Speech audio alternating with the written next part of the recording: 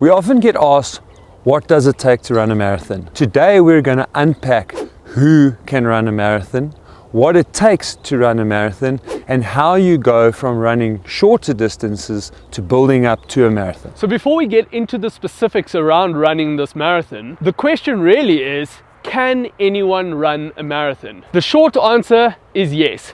The vast majority of us, with the right kind of training, can run a marathon. The important thing is, not everyone is going to win a marathon, not everyone is going to set record paces in that marathon. It really is about managing your expectations, knowing what your ability is, and training correctly will get you through a marathon, get you to finish a marathon. Let's take a look now at what it's going to take to do that marathon. I'm going to hand you over to Shona. So you've had this marathon on your bucket list and you've decided, okay, this is it. I'm going to start doing this. And you've never run before. So how do we jump into that? Do you just suddenly pick a marathon and go, cool, I'm running that one and start training for it? Some people do that, but I don't necessarily recommend that is the way to go about it. How I would suggest you do that is that you take a slow, progressive approach to this. So start running and build up for 12 weeks, build up to a 5 kilometer. And then from there, another 12 weeks to a 10 kilometer and so on. 12 weeks up towards a half marathon. By then you've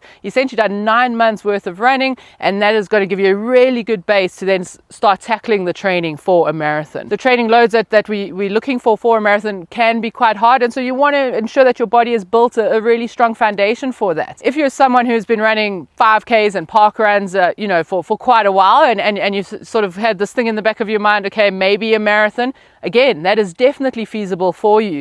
It's just that progression might be a little bit quicker than the person who is just starting out running and wants to jump into that marathon. Running a marathon is a big deal. There are only such a small percentage of the human population that have run a marathon that often people look at it and go, wow, that is really out there. And that's even when they are running 10s, 21s, and that type of distance. And the reality is that once you're training consistently for a distance of 10Ks and 21Ks, you've actually got all the right ingredients to run a marathon, and it's just a slight shift in emphasis on how you do what and when you do what that will then get you that last step up to a marathon. Typically, we like to help people to prepare for races by going through 12-week cycles, but once you are training consistently, and in particular if you are doing 10s and half marathons, you can really easily go from that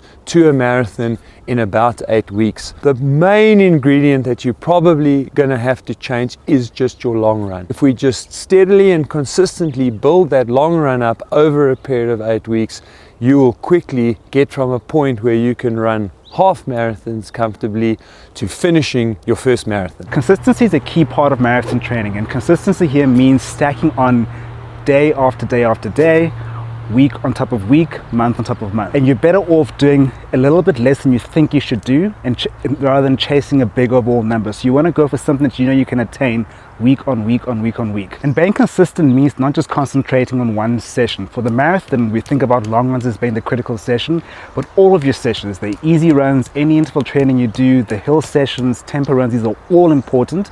So part of your training is to ensure that you get all of those runs in. And if you concentrate too much on one aspect of it, you're going to limit everything else. Part of consistency too is the recovery process. So you need to be able to recover enough to do all of your sessions. So you actually need to plan your recovery in from the beginning. Have a set rest day, and we encourage you to take one rest day every single week, because if you're not recovering, then you're not being able to carry out the required training volume you need to maintain that consistency. For those of you that have been around CoachParry.com, you know we love our strength training. And here is another fantastic example of where strength training can really help you to get into a position to move to the marathon distance much easier and at a much lower risk of injury. If you are someone who's coming off the couch and have seen people run marathons and decided that's something that you really want to strive to, or if you are someone who's currently doing a lot of running but are wondering how am I going to make that next step up to the marathon, then adding strength training to your routine is a golden way of creating a shortcut. We often say there are no shortcuts in in running and that you've got to do the hard work, but the reality is that strength training does provide that shortcut because it makes you stronger to be able to perform better, and it helps to mitigate the injury risk that comes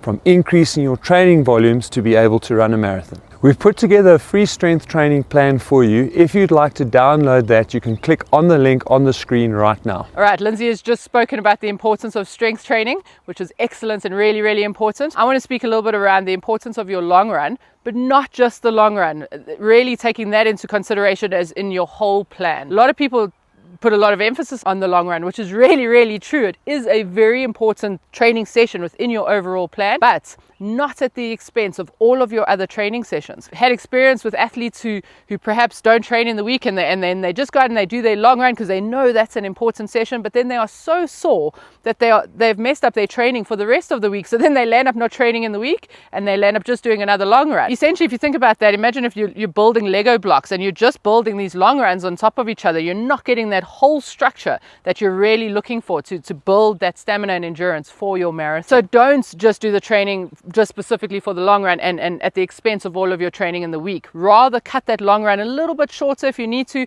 so that you're not putting yourself at detriment for the rest of the week and that you're getting your rest of your training in for the rest of that week as well. I've also had experience where people talk about that one long run in the build up to your marathon, you know, the 20 mile or the 32 kilometer sort of run. And yes, I think there is benefit to those, but again, not at the expense of the rest of your training. Don't go out and do this ridiculously long run that prevents you from training for the next week or two, because again, it's about those building blocks on top of each other. I always say that it's not that one session that is going to make your marathon.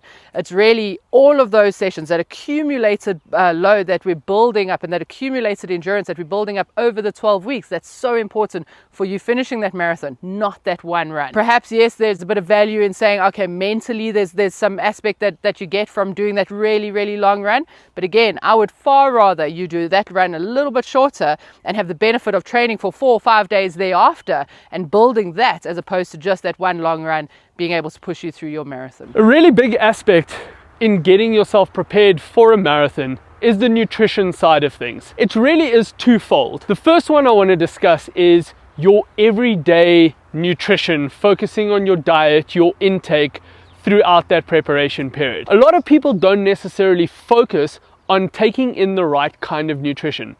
I'm not necessarily saying that running a marathon you have to start eating salads only and having certain protein shakes. That's not what I'm trying to say. What is important is making sure that the kind of food and fluid that we are taking in is all working towards and all benefiting our bodies for what we are actually working with, in the goal being running a marathon. So balanced nutrition, balanced meals, making sure that we are eating for daily living as well as your training, where you're fueling yourself enough, you're not tired throughout the day, making sure that you are eating around sleep as well. So that's a pretty big factor. Certain things you might eat or drink in the evenings that then affect how well you sleep. All of those are things that we really need to start to focus on a daily basis, outside of training and racing necessarily. Then we kind of lean into the actual fueling for our training sessions. So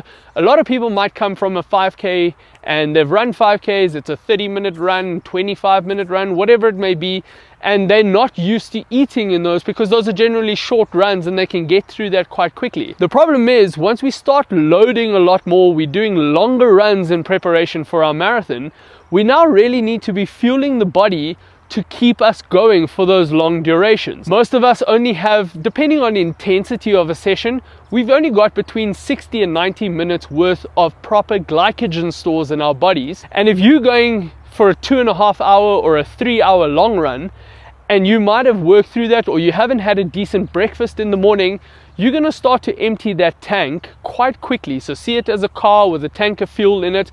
The minute that tank drops too low and you don't have, or you're not putting anything back, you're running out of fuel. Your training is going to be exactly the same principle. Probably the biggest factor is actual race day.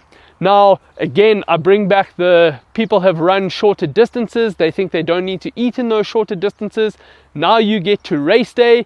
You haven't tried anything in your training run. So now all of a sudden you've been at an expo of a race, for example, or someone mentioned gels. So now you start to get gels or energy drinks or whatever, and you get to race day and you start taking that in, which is something you've never played with, you've never practiced, you don't know how your body's going to react to it, and on race day you have an absolutely terrible run because your gut just doesn't like what you've put in. Your body either just freezes up, you don't have the energy, or you feel nauseous, you feel sick. That is absolutely important and ties back into the fueling during training, and in particular those long runs, because that's actually where you're practicing your nutrition.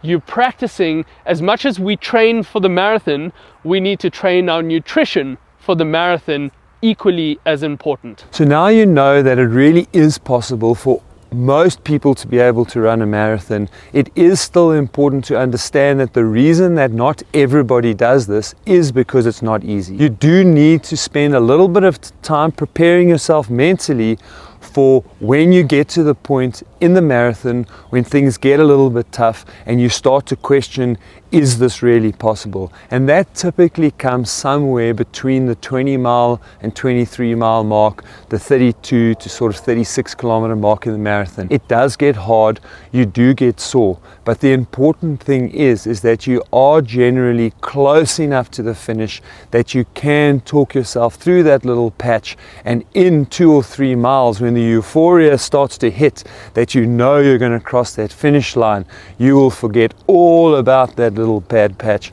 and that is why you will go back for more than one marathon. If you'd like to know how to structure your training to get to that marathon, you can click on the link on the video where we talk about how smart runners train.